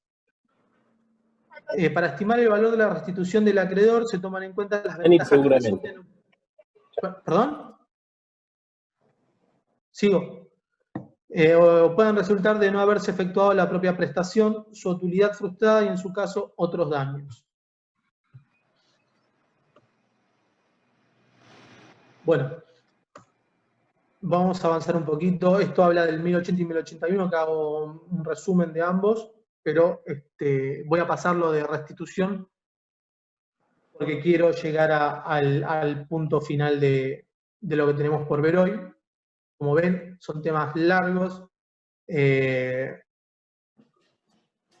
Quizás yo les estoy dando un poco la estructura y que sepan a qué hace referencia cada parte del código, cada artículo, pero este código lo bueno que tiene es que detalla muchísimo para que no quede librado al azar cómo se debe actuar. Entonces, por ejemplo, dentro de lo que son los efectos de la resolución, está bueno saber que la resolución opera de pleno derecho y sus efectos se retrotraen al momento de la constitución en mora, ¿sí? Esto es importante saber cuándo se lo constituye en mora, cuándo la otra parte me queda debiendo, eso quiere decir en mora. Entonces,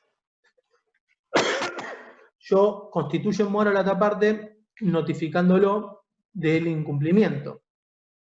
Y los efectos, según el 1078, inciso F, se retrotraen al plazo en el que yo lo constituí en mora. ¿Sí? O sea, el plazo en el que yo le dije no estás cumpliendo. Durante el plazo de gracia, el deudor está en mora, por lo que debe el resarcimiento del daño moratorio según la naturaleza de la prestación de lo que se trata. Quiere decir que si yo no le digo a la otra persona, empezá a cumplir, no entra en mora. Y cuando yo le tenga que reclamar los daños o los intereses, se los voy a tener que reclamar desde el momento en que lo interpuse en mora, que es desde el momento en que lo notifiqué de manera fehaciente. Si yo no notifico de manera fehaciente, y no lo interpongo en mora y voy directamente a juicio, el plazo que se va a tomar de interposición a mora es desde el momento en que yo presenté la demanda. Entonces, siempre es importante interponer a la otra parte en mora.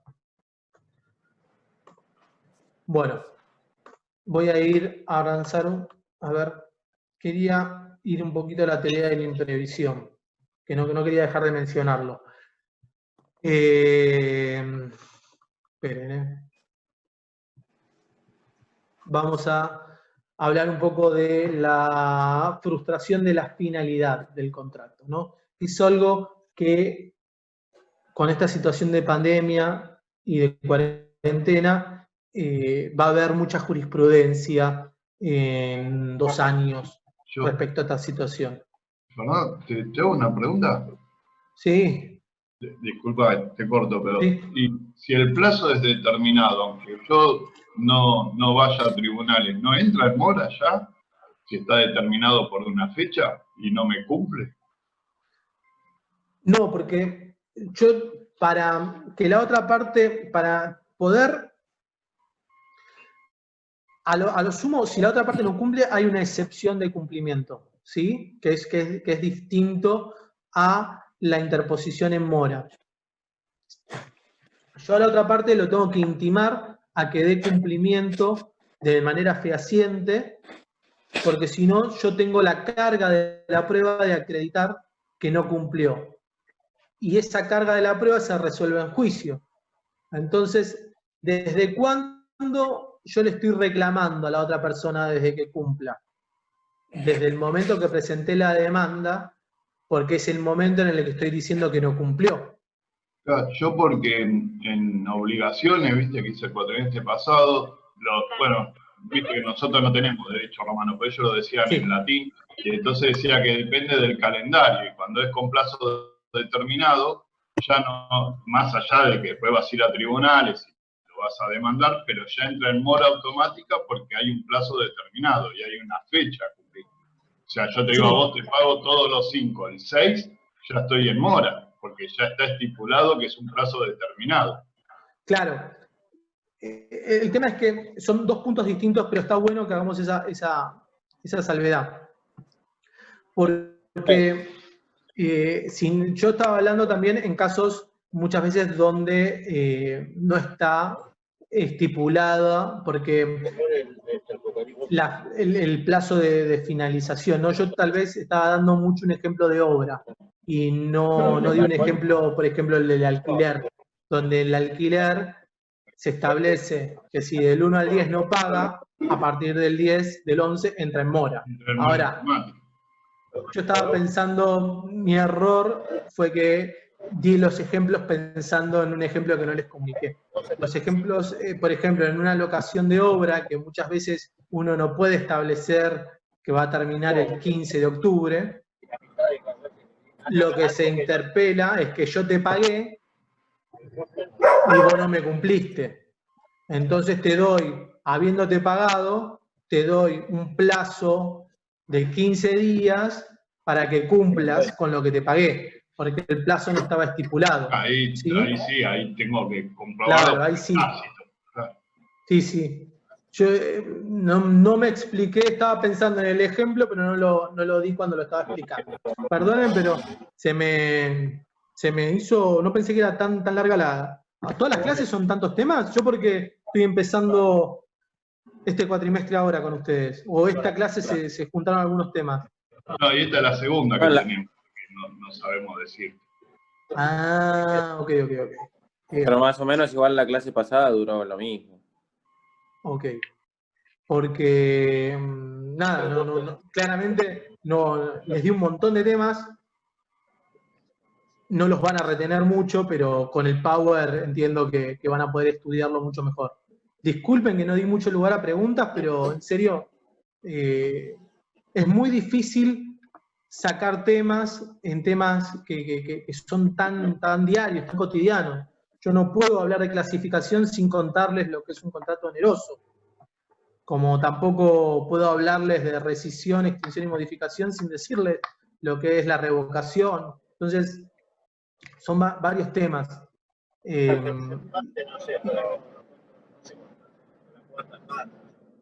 No escuché, ¿eh?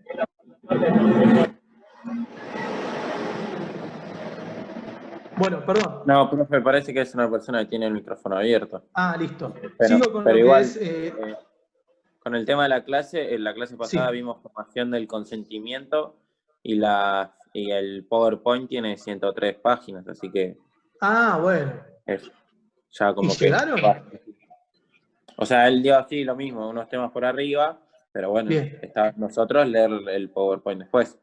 Bien, está, ok. Es bueno que me hagan esa aclaración porque yo estaba preocupado también de haber hecho un Power muy largo, pero traté de llegar lo máximo posible, pero es imposible. Aparte, vamos a ser sinceros, yo ya hasta perdí la concentración después de estar hablando 2 horas. Me imagino que ustedes mucho antes, por una cuestión lógica. Así que no pretendo, sí pretendo que sepan que estos temas son importantes, pero es imposible que se los pueda incorporar todos con la misma calidad de atención de hace 1 hora atrás. No, pero está Sí, bueno, así Fernando, que pones hincapié en puntos que son los que tenemos que incorporar, eso está bueno. Claro, yo quiero O más por que ahí nada hablar que de se los vayan temas con esa idea. importantes. Por eso les voy a dar estos 2 temas y ya los cerramos, porque a mí tampoco ya me está dando la cabeza. Así que les doy frustración de la finalidad e imprevisión, que son temas que los van a escuchar mucho, y más con este tema de pandemia, porque han quedado frustrados muchísimos contratos en el medio, por ejemplo, con empresas como de turismo, como Despegar, Al Mundo y demás, que se han contratado paquetes turísticos y ningún contrato estipulaba una cláusula de salida para casos de pandemia y cuarentena mundial. ¿Sí? No existía. Ahora van a aparecer muchísimos contratos. Hasta que no salga la vacuna, y van a ahora aparecer muchísimos contratos. Con el tema de, por ejemplo, los chicos que terminaron el secundario y el viaje de egresados, ahora va a haber. Sí, va a haber muchos temas de eso, y la verdad que, les voy a ser sincero, perdón. No hay jurisprudencia de cómo se entiende que va a fallar la justicia. Porque, a ver, por ejemplo, y esto ya les dejo las filminas, hablemos un poquito, así extendemos la clase y la cerramos, ¿les parece? Y después terminan las filminas en la casa, pero les quiero dar una idea de lo que tiene que ver esta teoría de la imprevisión y la frustración de la finalidad.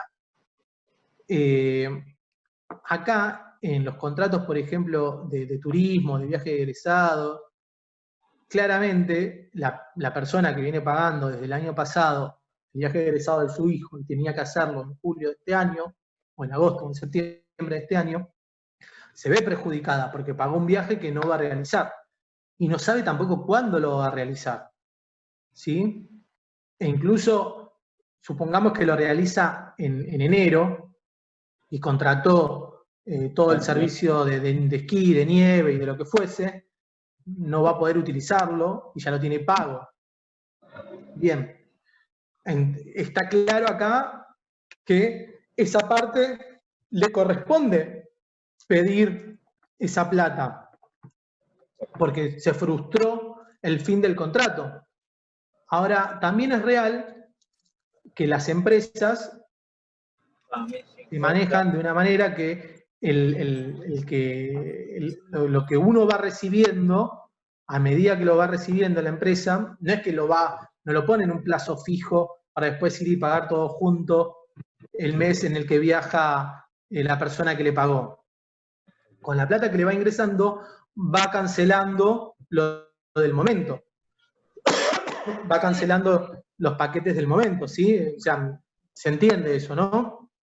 Profe, ¿se puede las empresas tomar de que es algo de fuerza mayor como para resguardarse, digamos, del total del cese del servicio? Bueno, yo creo, sí, yo creo que va a haber mucho de aplicación del principio de fuerza mayor o de imprevisión, pero tampoco ese principio puede afectar excesivamente a la otra parte, que es ahí lo que les puse el 1091. O sea, yo entiendo como consumidor, como cliente, entiendo que vos, empresa, no pensabas que tu empresa se iba a parar durante un año. O sea, yo no creo que este año se hayan contratado viajes de egresados. Este año, digo. para hacer el año Se que viene. siguieron vendiendo, pero no sé qué pasó, lo siguieron ofreciendo, no sé si se habrán vendido. Ponele, están vendiendo para el año que viene, no para el otro, porque se venden con 2 años de anticipación en realidad. Ok, bueno, pero seguramente la cadena de pago de las personas que iban a hacerlo el año que viene o este año, seguramente en abril, mayo se cortó. Entonces, si uno, el juez se tiene que parar también, va a ser complicado, y yo creo que el Estado va a tener que aportar muchísimo en esto, porque yo no puedo quebrar a una empresa por una imprevisión que es real, que es de fuerza mayor, que fue el caso del COVID. Y tampoco puedo hacer que el cliente pague con el costo de algo que tampoco le corresponde a él, que es un caso de fuerza mayor. Entonces va a haber que encontrar un punto medio, porque tampoco puedo decirle, por ejemplo, salgamos de lo que es viaje egresado nacional, vayamos a los que se hacen en Brasil, ¿no? Que se paga en dólares. El dólar que yo pagué el año pasado para hacer el viaje egresado no es el dólar que se va a pagar para cuando pueda realizarlo, quizás a fines del año que viene. Motivo por el cual si el fallo dice que yo lo tengo por pago a julio del 2020 para hacerlo en diciembre del 2021, la empresa va a fundir claramente porque no va a poder afrontar ese dólar en ese momento. ¿Sí? Porque tampoco sabe si van a contratarle más personas durante el periodo del 2021 como para poder pagar lo que ya pagaron los que contrataron en el 2019. ¿Sí? No sé si me explico la cadena de pago y comercial. Este tema va a ser complicado, va a ser muy, muy complicado. Sí, profe. Yo no me quiero aventurar a cómo se va a resolver, por eso no les puedo decir. Si me hacen preguntas, ¿qué va a pasar? Yo creo que va a haber una intervención del Estado y la verdad que no sé cómo se va a resolver porque perjudica a ambas partes. Claro. Lo más salomónico es eso también.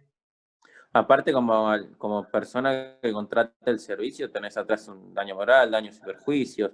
Podés también publicidad engañosa, porque si te muestran las publicidades que hay nieve y te mandan en enero, claramente no va a haber nieve. Bueno, pero eso sí, si uno quiere ir por lo que es publicidad engañosa y demás, respecto a la pandemia y la cuarentena, en eso sí aplica la situación, la teoría de la imprevisión.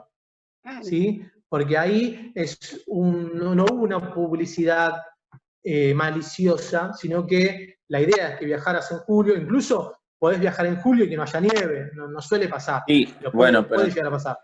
Si vas en enero, te están mandando seguramente, una pero también es las posibilidades que están dadas en función de la pandemia. ¿Sí? Yo no tuve un daño, porque el daño fue para los dos. O sea, la pandemia y la cuarentena fue para los dos. Pero sí, lo que la justicia va a tener que determinar es cuándo empieza a ser un abuso de una parte y cuándo deja de serlo de la otra.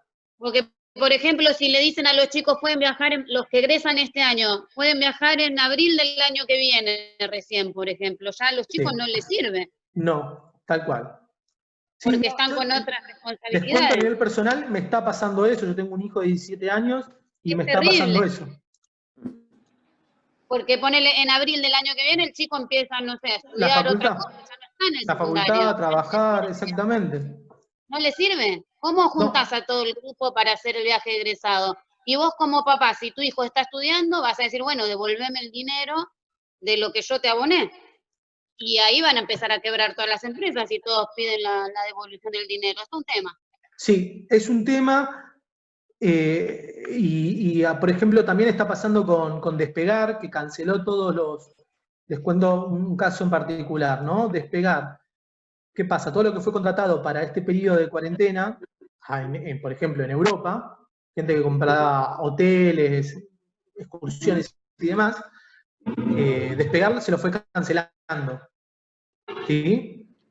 y yo tal vez contrataba un hotel en 10.000 pesos, en 10.000 pesos en diciembre del 2019, y Despegar hoy me lo cancela y me devuelve 10.000 pesos. Claramente no puedo comprarme ni un cuarto de lo que me había comprado en diciembre del 2019. ¿Sí? Porque ahora sale 30.000 pesos esa habitación y es para marzo del 2021. Sí, se entiende. Entonces, bueno, Despegar está teniendo, yo estoy representando a algunos clientes en estos temas, y hay dos circunstancias que nos están atravesando, que es, yo te voy a aplicar el derecho del consumidor y vos, Despegar, me vas a aplicar la teoría de la imprevisión y fuerza mayor. Y no sé cómo va a resolver la justicia sobre eso. Porque Y ahora, yo no estoy defendiendo a las empresas, pero yo como empresa, ¿yo qué culpa tuve de esto que sucedió? Yo claro. estoy anulando el contrato y te estoy devolviendo lo que vos pagaste. Profe, y en caso de los demás países que más o menos ya están más avanzados, o sea, que ya salieron de la cuarentena y todo esto, ¿hay una jurisprudencia, algo como para comparar, ya que son... Nosotros tenemos un problema que es que estamos muy sujetos no sabría decirte tal vez casos de una economía parecida a la nuestra. Como nuestra economía está muy sujeta al dólar, y no sé, Reino Unido te establece por año una inflación del 4% anual. Entonces, uno puede prever que tengan que devolverte el dinero si fueron 6 meses de cuarentena, te van a devolver con un 2% más. Ahora, en Argentina, al estar todo el tiempo sujeto al dólar, un montón de costos, no conozco otra economía que esté igual que nosotros cómo ha resuelto esta situación. Pero sí sepan que el Estado ha salido a poner plata en un montón de empresas para que no quiebren. Y también tengo entendido de que hay planes, por ejemplo en turismo, de que vos comprás $1 hoy y te va a valer 50 centavos de crédito, o sea, el 50% en crédito para gastarlo en una excursión. O sea, acá va a haber, para que no salga perdiendo a ninguna de las partes y para que la gente también invierta en ese negocio, porque también puede pasar que no solamente está atrapada la gente que contrató y que no se pudo realizar, sino que yo hoy por hoy, al no saber si voy a poder tener alguna garantía de realizar lo que contraté o que me devuelvan el dinero, directamente no contrato. Y también detengo esa economía. Entonces, acá la injerencia del Estado va a ser fundamental. Y la verdad, le soy muy sincero, no sé cómo se va a resolver, porque acá en la teoría de la imprevisión, que justo se los puse ahí más o menos para que lo tengan presente, es que se tiene que tener siempre la excesiva onerosidad, es un concepto que se tiene presente para poder regular la imprevisión, porque si yo pagué 10.000 pesos que eran $150 en el 2019, yo ahora no puedo pretender que la empresa me devuelva al cambio del día esos $150 porque la estoy fundiendo prácticamente. Así que no sé bien cómo la jurisprudencia va a tomar la teoría de la imprevisión y cómo la va a aplicar de manera salomónica, para que no pierda ninguna de las dos partes y para que genere un incentivo en la inversión, porque la gente, les digo, va a decir, no, si contrato ahora para irme en julio del 2021, que todavía no sé si va a haber vacuna, y contrato ahora a $1 a 130 y va a estar 200 y me van a devolver la mitad del dinero en julio, o sea, estoy perdiendo plata desde el vamos. Claro. Sí, Entonces, es difícil. Una política de Estado. Va a estar bueno seguirlo y ver cómo se resuelve. Sí, sí. Por eso el tema de la imprevisión y de la frustración es un tema interesante, más ahora, pero les soy sincero, no sé cómo lo va a aplicar la jurisprudencia, porque va a tener que hacerlo de una manera, ya les digo, que no quiebre a todas las empresas y que también no destruya al cliente. Más cuando tenemos una ley de protección del consumo que es muy buena, pero ninguna estaba pensada en relación a una posible pandemia o cuarentena. Así que, bueno, nada, va a ser interesante para nosotros como abogados seguir la jurisprudencia. Incluso ahora la justicia está funcionando también bastante lenta, para lo cual no va a haber ninguna resolución en estos días o en este año en el cual se tome una posición respecto a estos casos. Así que nosotros vamos a ver los resultados de esta situación en 2 años más o menos. Y ya va a quedar asentada la jurisprudencia de un caso tan particular como el que estamos viviendo ahora. ¿Sí? Pero bueno, ¿me pasa alguien el mail? Así les mando este Power. ¿Les parece? Bueno. Tengo una pregunta, Fernanda. A la plataforma no hay manera, ¿no?, de subirlo. Como para que desconozco. Pregunto. Porque de ahí lo vemos todo desde la plataforma.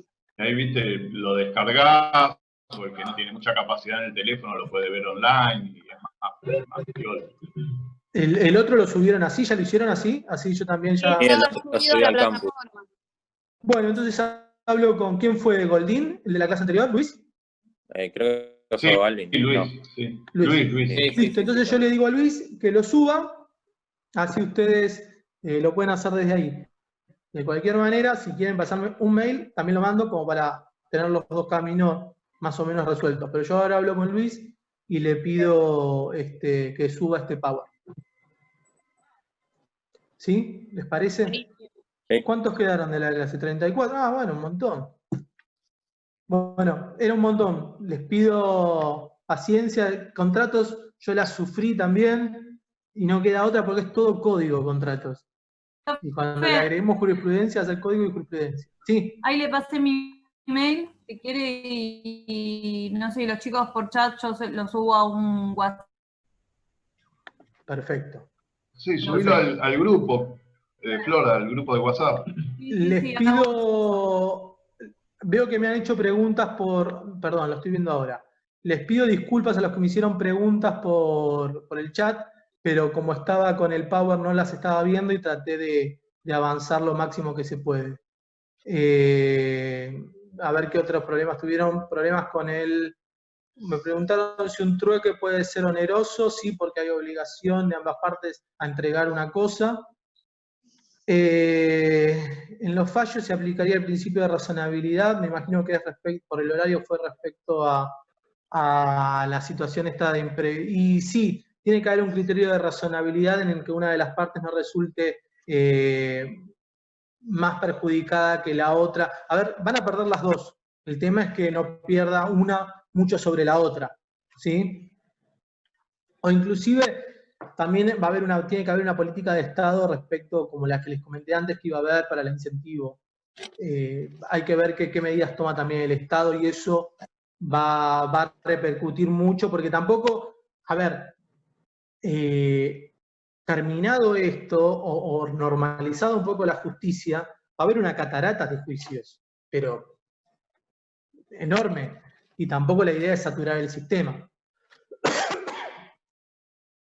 Despegar es una empresa que la mayoría estaba contratada, o sea, ha hecho fundir a un montón de agencias de turismo, o sea que concentra muchísimo. Entonces va a haber creo que salió hace poco una nota que se ha hecho una class action, o sea, se ha representado a todos los consumidores y se ha hecho un juicio contra Despegar. Y yo personalmente, en los juicios que hago con las mediaciones que tuve contra Despegar, no te dan opción, te ofrecen crédito dentro de la empresa, pero te ofrecen el mismo crédito del 2019. O sea que, ya les digo, con lo que en el 2019 comprabas 2 noches de hotel, hoy compras un cuarto. Entonces tampoco es justo. Hay que encontrarle el punto medio. Bueno. Estimados, estimadas, estimades, un gusto. Gracias. Bueno, Éxitos. gracias, Fernando. No, Gracias. por favor. Requiere lectura contrato, ¿sí? Próxima. Es eso. Muchas gracias. Te agradecemos Éxitos. por todo. No, Chau, por favor, gracias a ustedes. Chau, Buena semana. Adiós. Que descansen ahora, descansen un poco. Gracias. Nos vemos.